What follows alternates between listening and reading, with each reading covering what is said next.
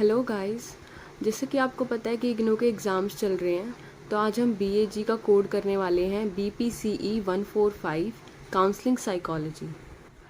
इसमें आपके पास 5 ब्लॉक्स हैं जिसमें कि 16 यूनिट्स दी हुई हैं और आपका ये सब्जेक्ट कोड 6 क्रेडिट स्कोर का होता है और इसका एग्ज़ाम आता है 100 मार्क्स का, जिसमें आपको 20 मार्क्स के 8 क्वेश्चंस दिए जाते हैं और आपको चॉइस मिलती है। आपको कोई भी 5 क्वेश्चंस अटैम्प्ट करने होते हैं। जो भी आपको आते हैं आप वो कोई भी 5 क्वेश्चंस अटैम्प्ट कर सकते हो, लेकिन एक कंडीशन होती है कि सेक्शन ए और सेक्शन बी में से आपको एटलीस्ट 2 क्वेश्चंस अटैम्प्ट करने ज़रूरी हैं।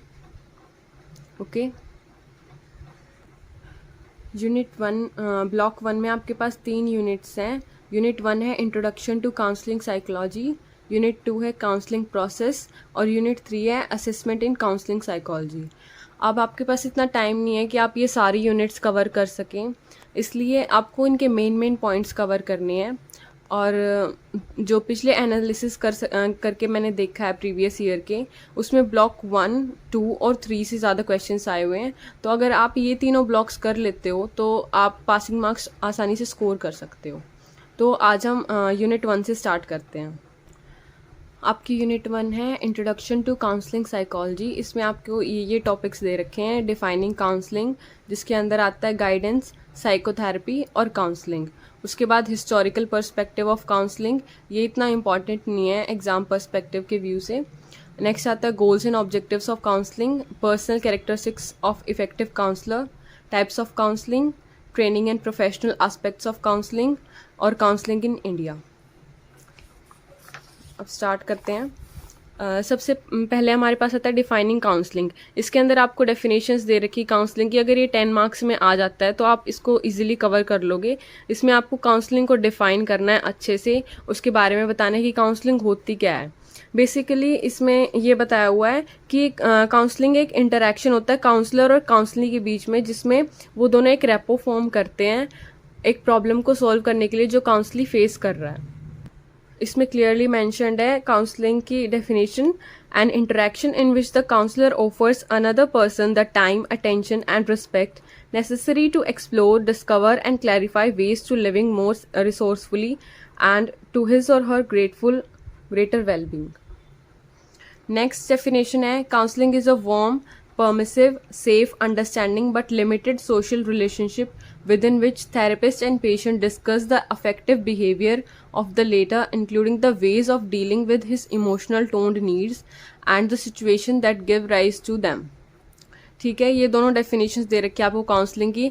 आप इसको और ज़्यादा इलेबोरेट कर सकते हो अपने व्यूज़ पॉइंट्स लेकर। ठीक है, नेक्स्ट हमारे पास आता है गाइडेंस, साइकोथेरेपी एंड काउंसलिंग। आपको इन तीनों के बीच में डिफरेंस आ सकता है, इनको सेपरेटली एक्सप्लेन करने के लिए आ सकता है। ये बहुत इजी लैंग्वेज में दे रखा है, अगर आप रीड करोगे तो आपको आसानी से समझ आ जाएगा। फिर भी मैं आपको एक बार बता देती हूँ। इसमें मैं बता रखे कि गाइडेंस और काउंसलिंग दोनों रिलेटेड होते हैं एक दूसरे से, बट गाइडेंस एक ब्रॉडर टर्म होती है। Guidance is a relationship between the unequal which implies that counselor provides information related to the client's dilemma, for instance about choosing a career.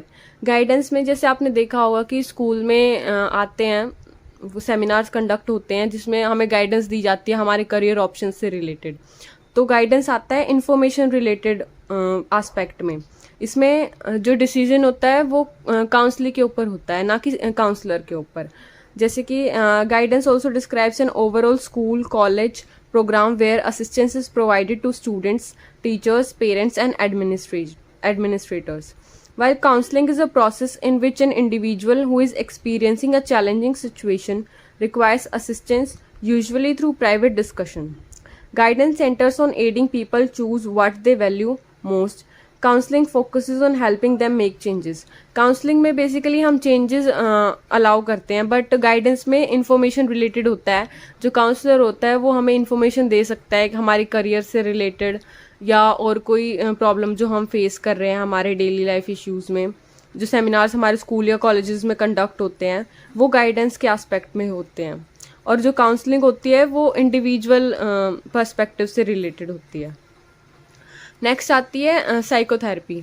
Psychotherapy usually involves a complete change in the personality characteristics followed by reconstructive process. Psychotherapy में reconstructive process होता है, thus it emphasizes on the past to understand the aspect to be changed. इसमें उस individual का past भी matter करता है, क्योंकि इसमें हमें उसको पूरा reconstruct करना पड़ता है जो भी वो problem face कर रहा है अपने daily life में. In contrast, counseling is directed towards aiding our emotional growth and psychological wellness, and thus the process of counseling focuses on the present. Emotional and severe personality problems come under the domain of psychotherapists, where the objective is to treat the patient. उसके बाद next हमारे पास आती है counselling. Counselling is a professional relationship. It addresses concern at the individual level as well as family and group levels. It aims at achieving educational, career, personal related goals and promoting better mental health and well-being in individuals. Thus, counseling is a relationship between the client and a counselor that is based on professionalism. It is not social interaction and must be maintained for effectiveness therapy. The interaction and the process of counseling strengthens the client and allows for personal growth, fulfillment in mental and physical health, adjustment and coping with challenging situations. Counseling deals with individuals, groups, families, etc. It is a diverse and multicultural process as it engages with clients from varied social and cultural backgrounds. तो ये था guidance counselling और psychotherapy के बारे में. I hope आपको समझ में आ गया होगा. इन तीनों में डिफरेंस आ सकता है या फिर इनको इंडिविजुअली इनका कंसेप्ट एक्सप्लेन करने के लिए आ सकता है. ये इतना इम्पॉर्टेंट नहीं है, आप इसको स्किप कर सकते हो. नेक्स्ट हमारे पास आता है goals and objectives of counselling. इसके अंदर आपको कुछ पॉइंट्स दे रखे हैं. इन पॉइंट्स को एलेबोरेट कर दोगे तो आपका 10 मार्क्स का कंप्लीट हो जाएगा. इसमें क्या दे रखा है, फैसिलिटेटिंग बिहेवियर चेंज. अगर हम काउंसलिंग कर रहे हैं तो वो किस लिए कर रहे हैं, उसका गोल और ऑब्जेक्टिव क्या है. सबसे पहला है फैसिलिटेटिंग बिहेवियर चेंज, किसी भी इंडिविजुअल के अंदर बिहेवियर में चेंज लेके आना. रिजोल्यूशन ऑफ प्रॉब्लम को सॉल्व करना. एनहेंसिंग कोपिंग स्किल्स, जो वो प्रॉब्लम्स फेस कर रहा है उससे कैसे कोप करना है, उसकी स्किल एनहेंसमेंट के लिए काउंसलिंग ज़रूरी होती है. नेक्स्ट है प्रमोटिंग डिसीजन मेकिंग. उसके बाद आता है improving relationship and then facilitating the client's potential. उसके बाद आता है 1.6 personal characteristics of effective counsellor. एक इफ़ेक्टिव काउंसलर की क्या पर्सनल कैरेक्टरिस्टिक्स होती हैं.